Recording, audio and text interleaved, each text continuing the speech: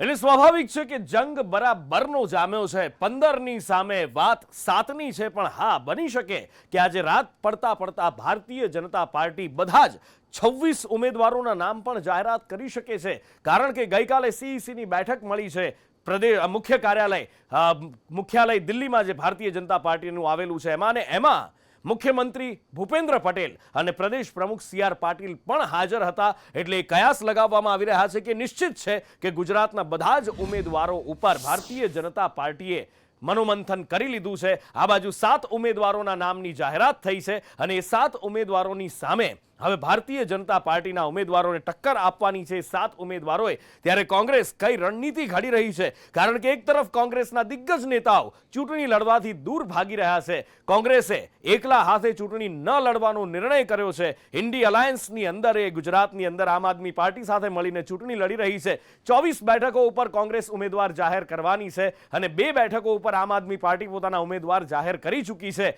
હવે બાકીના ઉમેદવાર કોંગ્રેસ જાહેર કરે છે ત્યારે કેવી રીતે કરે છે, કારણ કે અત્યારે તો 2 ધારાસભ્યોને કોંગ્રેસે આપી દીધો છે, પરવાનો આપી દીધી છે ટિકિટ કે 2 ધારાસભ્યો અનંત પટેલ અને ગેનીબેન ચૂંટણી લડશે લોકસભાની। ત્યારે હવે જોવાનું એ છે કે કેવી રીતે કોને ટક્કર આપે છે અને કેવી કાંટાની ટક્કર થાય છે। લલિત વસોયા અત્યારના કેન્દ્રીય આરોગ્ય મંત્રી મનસુખ માંડવિયા સામે લડવાના છે, રોહન ગુપ્તા અમદાવાદ પૂર્વથી લડવાના છે, ભરત મકવાણા અમદાવાદ પશ્ચિમથી લડવાના છે, સિદ્ધાર્થ ચૌધરી બારડોલીથી લડવાના છે, તો નિતેશ લાલનને કચ્છમાંથી ટિકિટ આપવામાં આવી છે। ક્યાંક યુવા ચહેરાઓને કેતન પટેલ લાલુ પટેલની સામે દીવ દમણમાંથી લડવાના છે, એટલે કેટલાક યુવા ચહેરાઓને તો ક્યાંક કદ્દાવર ચહેરાઓને ટિકિટ આપવામાં આવી છે। એટલે હવે જોવાનું એ છે કે આ ફાઇટ કેવી થાય છે, કયા બેઠકો ઉપર કોની ફાઇટ। જો એની વાત કરીએ, મનસુખ માંડવિયા અને લલિત વસોયા વચ્ચે પોરબંદર બેઠક પર ફાઇટ થશે। બંને લેવા પાટીદાર ચહેરા છે, પૂર્વ ધારાસભ્ય રહી ચૂક્યા છે લલિત વસોયા અને તેમને ટિકિટ આપવામાં આવી છે। આ બાજુ અમદાવાદ પશ્ચિમ બેઠક ઉપર ભરત મકવાણાને કોંગ્રેસે મેદાનમાં ઉતાર્યા છે દિનેશ મકવાણાની સામે। કિરીટ સોલંકી અહીંયાથી જ્યારથી આ 2009થી બેઠક અમલમાં બની ત્યારથી કિરીટ સોલંકી અહીંયાથી 3 વાર જીત્યા હતા। રેખા ચૌધરીને આ વખતે ભારતીય જનતા પાર્ટીએ ટિકિટ આપી છે। શંકર ચૌધરી ખુદ એમના માટે પ્રચારની શરૂઆત કરી ચૂક્યા છે, કહી ચૂક્યા છે કે ગલવા કાકાને આપણે ઋણ ચૂકવવાનો સમય આવી ચૂક્યો છે। ગેનીબેન એમની સામે છે, મનસુખ વસાવા અને ચૈતર વસાવા એ બેઠક કે જેની સૌથી વધારે ચર્ચા ભરૂચ બેઠક ઉપરથી કોંગ્રેસનો અસંતોષ હોય, અહેમદ પટેલના સંતાનોની નારાજગી હોય અને એની સામે વસાવા વર્સિસ વસાવાનો ફાઇટ। બારડોલી બેઠક પ્રભુ વસાવા અને સિદ્ધાર્થ ચૌધરી, અહીંયા પણ આદિવાસીનું પ્રભુત્વ છે અને સિદ્ધાર્થ ચૌધરીને ટિકિટ આપવામાં આવી છે। પૂર્વ સાંસદ ના એ પુત્ર છે સિદ્ધાર્થ ચૌધરી, એમને ટિકિટ આપવામાં આવી છે। વિનોદ ચાવડા કચ્છની અંદર અને એમાં નીતિશ લાલન એક નવો યુવા ચહેરો ઉતારવામાં આવ્યો છે। ગાંધીધામ યુવા કોંગ્રેસના તેઓ પ્રમુખ છે અને તેમને આ વખતે ટિકિટ આપવામાં આવી છે। એટલે આ એ બેઠકો છે કે જેમાં કોની સામે કોણ ફાઇટમાં ઉતરશે એ નક્કી થઈ ચૂક્યું છે અને હવે બાકીના ઉમેદવારોની પણ જાહેરાત થઈ શકે છે અને થોડા જ સમયની અંદર કદાચ બની શકે કે આજે મોડી રાત સુધીમાં ભારતીય જનતા પાર્ટી એ જાહેરાત કરી શકે છે। પણ વિધાનસભા ચૂંટણી પછી હવે લોકસભાની ચૂંટણીની અંદર પણ માહોલ બરાબરનો જામી રહ્યો છે, કારણ કે વિધાનસભા ચૂંટણીની અંદર જેવું જોયું હતું આપણે 2022ની અંદર, એવું જ 2 વર્ષ પછી હવે 2024ની અંદર પણ માહોલ સેટ થયો છે। હા, તારીખો પણ નજીકના જ ભવિષ્યની અંદર જાહેર થવાની છે અને તારીખો જાહેર થયા પછી ચૂંટણી પ્રચારના ધમધમાટ પણ શરૂ થશે। નેતાઓની સભાઓ, રેલીઓ એ બધું જ ગાજતું જોવા મળશે। પણ અત્યારે વાત એ છે કે 26 બેઠકો જીતવાનો ભારતીય જનતા પાર્ટીએ નિર્ધાર કર્યો છે અને ત્રીજી વખત હેટ્રિક મારવાનો નિર્ધાર કર્યો છે, એ પણ દરેક બેઠક પર 5 લાખની લીડથી વધારેની લીડ સાથે। અને ભારતીય જનતા પાર્ટીની આ ચેલેન્જ જાણે કે કોંગ્રેસે સ્વીકારી હોય એ રીતે કેટલીક બેઠકો છે, જેમ કે અનંત પટેલ કે પછી ગેનીબેન, એમાં મોટા ચહેરાને સ્થાન આપ્યું છે। કોંગ્રેસ પાર્ટીએ આ બેઠક ઉપર લડવા માટે મને સક્ષમ ગણ્યો છે અને ફરીથી મને ચૂંટણીના મેદાનમાં ઉતાર્યો છે। હું કોંગ્રેસ પાર્ટીના સૌ વરિષ્ઠ આગેવાનોનો ખૂબ ખૂબ આભાર માનું છું। મારી ઉપર મૂકેલા વિશ્વાસને સાર્થક કરી બતાવવા માટેનો હું પ્રયત્ન કરીશ। નવા ક્લેવર સાથે, નવા ઉમંગ સાથે અમે ફરીથી ચૂંટણી મેદાનમાં આવ્યા છીએ અને ચૂંટણી જીતશું। ફક્ત ગુજરાતના ખેડૂતોને એના લાભથી વંચિત રાખવામાં આવે છે, આ પણ મુદ્દો છે। બેરોજગારીનો પણ મુદ્દો છે અને સાથે સાથે મોંઘવારી એ પણ મહત્વનો મુદ્દો છે અને આ તમામ મુદ્દાઓને લઈને અમે પ્રજાની વચ્ચે જવાના છીએ। પૂરી તાકાતથી લડવાના છે। કોંગ્રેસ પાર્ટીને સમર્પિત કાર્યકર છે। એટલે મને આશા અને વિશ્વાસ છે કે પોરબંદરની જનતા જે રીતે ભારતીય જનતા પાર્ટી જે ખેડૂત વિરોધી પાર્ટી છે, જે યુવાનોને બેકાર બનાવી રહી છે, જે મોંઘવારીની માજા મૂકી દીધી છે એમના શાસનમાં, એ તમામ પ્રત્યાઘાતો આવતા દિવસની ચૂંટણીમાં પડવાના છે. રાજકારણ અનિશ્ચિતતા અને સંભાવનાઓનો ખેલ છે અને જ્યારે કોઈ કોને માથે બેસાડે એ કહી ન શકાય અને ક્યારેક કોઈને ધડામ દઈને પાડે એ પણ ન કહી શકાય. પણ હા, નેતાઓની ઈચ્છા હંમેશા કિસ્મત અજમાવવાની રહેતી હોય છે. કેટલાક તો ઉંમર થઈ ગયા પછી પણ ઘોડીએ ચડવા માંગતા હોય છે, તો કેટલાક એવા પણ હોય છે કે જેમને જબરજસ્તીના મૂર્તિયા બનાવવામાં આવે.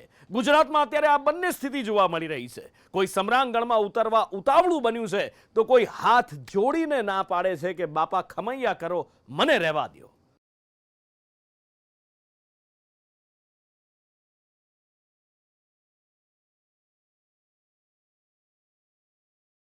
લોકસભાનું સમરાંગણ.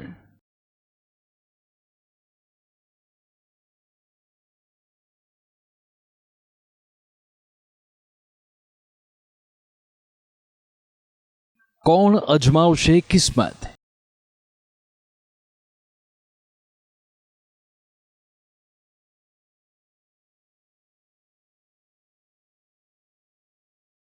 કોઈક ઘોડે ચડવા ઉતાવળ્યા,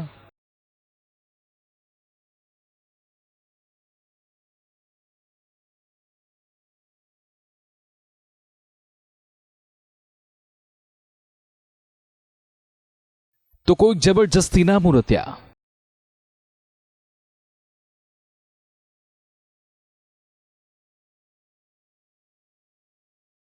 ક્યાંક ટિકિટ માટે લોબિંગ,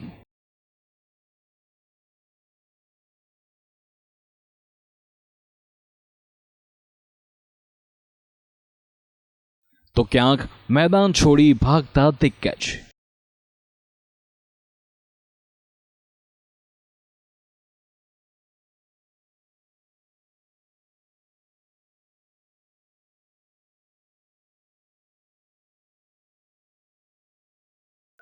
દરેક નેતાની એક ઈચ્છા હોય છે કે તે ચૂંટણીના સમરાંગણમાં કિસ્મત અજમાવે, પરંતુ ટિકિટ દરેક દાવેદારને મળી શકતી નથી. ટિકિટ મેળવવા માટે દરેક દાવેદાર એડી ચોટીનું જોડ લગાવે છે. જરૂર પડે તો ટિકિટ માટે લોબિંગ પણ કરે છે. બસ તેમને કોઈ પણ ભોગે ઘોડીએ ચડવું હોય છે. પરંતુ આ તો સિક્કાની એક બાજુ છે. બીજી બાજુ એવી છે જ્યાં દિગ્ગજો મેદાન છોડીને ભાગી જાય છે અને મૂર્તિયાઓને જબરજસ્તીથી ઘોડે ચડાવાય છે. હાલ ગુજરાતની લોકસભા ચૂંટણીમાં આ બંને સ્થિતિનું નિર્માણ થયું છે, જેમાં ભાજપથી ચૂંટણી લડવા પડાપડી અને કોંગ્રેસમાં ચૂંટણી લડવા પર આનાકાની જોવા મળી રહી છે.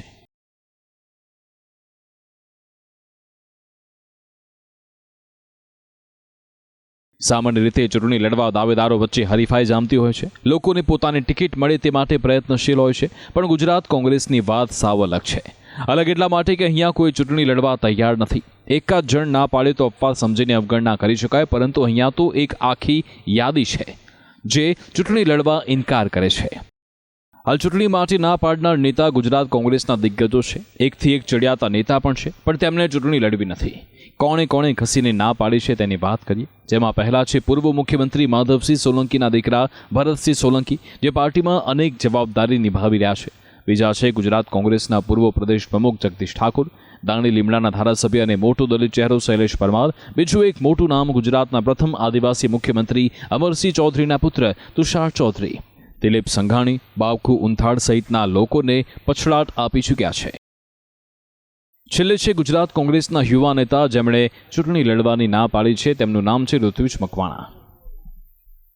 બધા નેતાઓને ચૂંટણી લડવાના ભરકા હોય છે, પણ કોંગ્રેસના નેતા ચૂંટણી માટે પાછી પાની કરે છે. કોંગ્રેસના દિગ્ગજોને એવો તો કયો ડર છે? એવું તો શું થઈ રહ્યું છે કે કોંગ્રેસના દિગ્ગજો ચૂંટણીમાં ઝંપલાવવા નથી માંગતા? જેના સંભવિત કારણની વાત કરીએ. શું ચૂંટણીમાં તેમનું હારવાનું નક્કી છે, જેના કારણેથી પોતાની શાખ દાવ પર નથી લગાવવા માંગતા? શું ગ્રાઉન્ડ પર કોંગ્રેસનો જનાધાર ખતમ થઈ ગયો છે?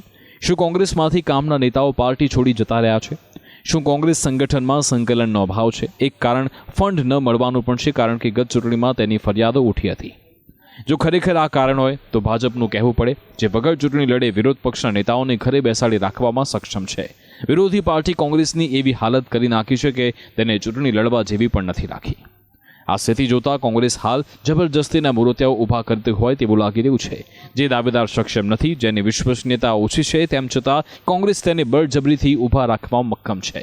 પછી તે ગમે તેટલું જોર કરે, જીતવાનો તો છે જ નહીં. કોંગ્રેસની આ સ્થિતિ ઘણી શરમજનક છે, પણ તેના માટે ખુદ કોંગ્રેસ જ જવાબદાર છે. કારણ કે તેમણે નેતાઓની એક એવી પેઢી તૈયાર કરી જેણે પાર્ટીમાં બીજા કોઈ નેતાને મજબૂત જ થવા ન દીધા. કોંગ્રેસ નેતાઓએ પોતાના જ નાવમાં કાણા પાડ્યા અને કોંગ્રેસને ડૂબતી નાવ બનાવી. પછી રાગ આલાપ્યો કે મેરે કશ્તી વહાં ડૂબી જ્યાં પાણી કમ થા.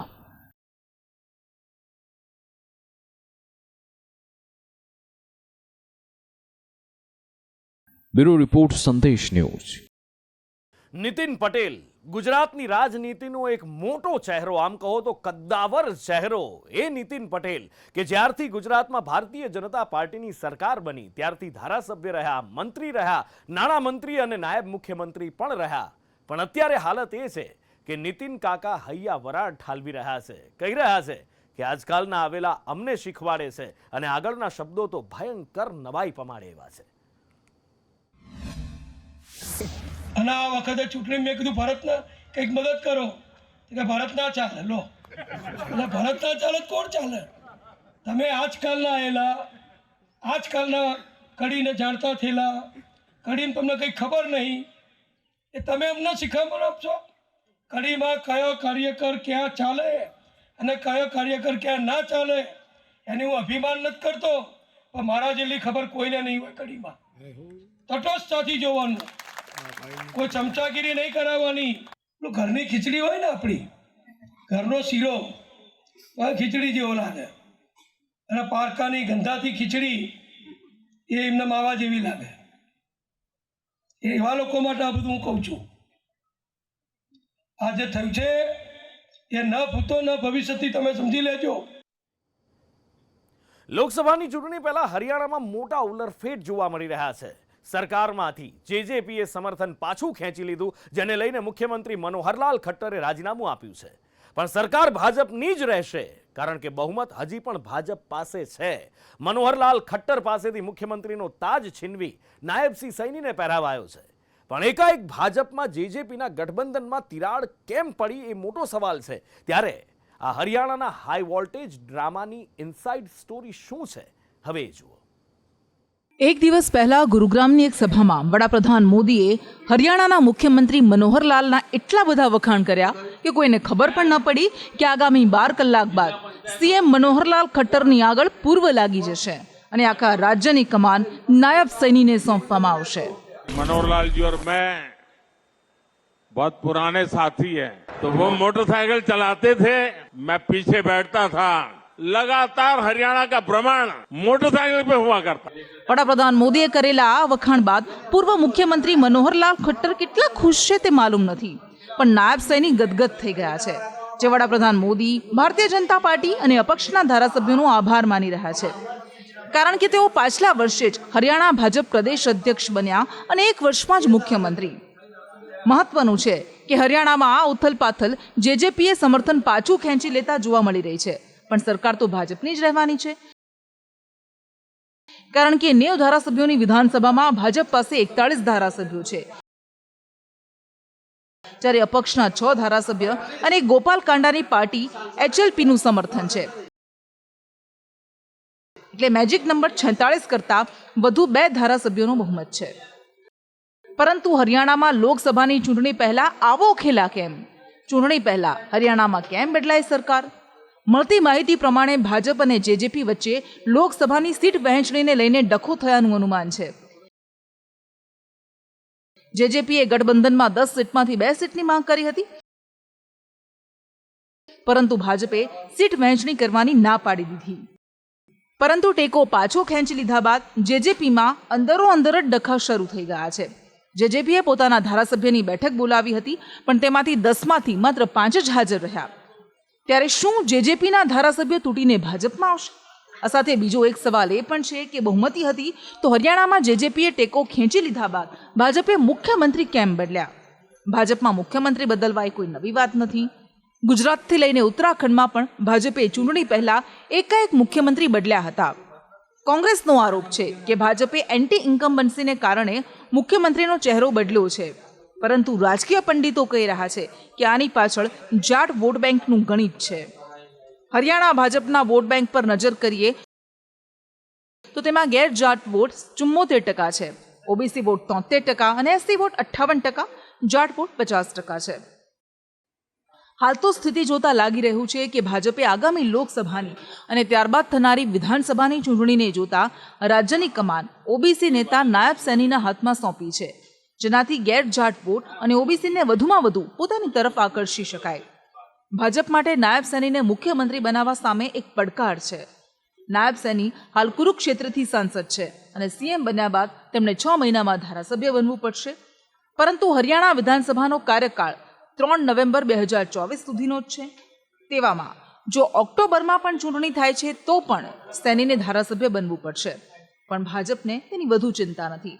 ભાજપને ચિંતા છે આગામી લોકસભા ચૂંટણીની, જેમાં તેઓ 370નો લક્ષ્યાંક પૂર્ણ કરવા માંગે છે. બ્યુરો રિપોર્ટ, સંદેશ ન્યૂઝ.